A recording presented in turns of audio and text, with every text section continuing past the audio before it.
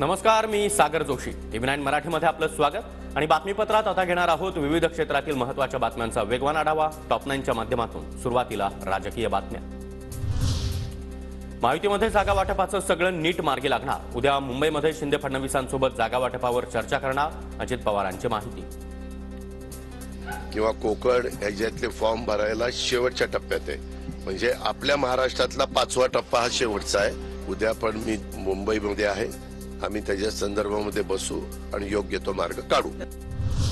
मुख्यमंत्री एकनाथ शिंदे आज पुणे दौऱ्यावर. पुण्यामधील बालगंधर्व नाट्यगृहामध्ये मुख्यमंत्र्यांच्या उपस्थितीत महायुतीचा मेळावा होणार. केंद्रीय गृहमंत्री अमित शहांची आज नांदेडमध्ये सभा. प्रताप पाटील चिखलीकर यांच्या प्रचारासाठी नरसीमध्ये सभेचं आयोजन. महायुतीचे नेते उपस्थित राहणार. दुपारी 4 वाजता सभा होणार. मंत्री उदय सामंतांचे बंधू किरण सामंत आज सकाळी 11 वाजता मुख्यमंत्री एकनाथ शिंदे यांची भेट घेणार. रत्नागिरी सिंधुदुर्ग लोकसभेसाठी चर्चेची शक्यता. शरद पवारांच्या आज पुण्यामध्ये महत्त्वाची पत्रकार परिषद. एका मोठ्या नेत्याचा पवार गटामध्ये प्रवेश होण्याची शक्यता. दुपारी 4:30 वाजता पत्रकार परिषदेचं आयोजन. महायुतीकडून नाशिकच्या जागेसाठी अचानक विजय करंजकर यांचं नाव पुढे. विजय करंजकर सध्या ठाकरे गटामध्ये, मात्र तिकीट मिळालं नसल्यानं नाराज. करंजकर यांनी काही दिवसांपूर्वीच शिंदेंची भेट घेतली.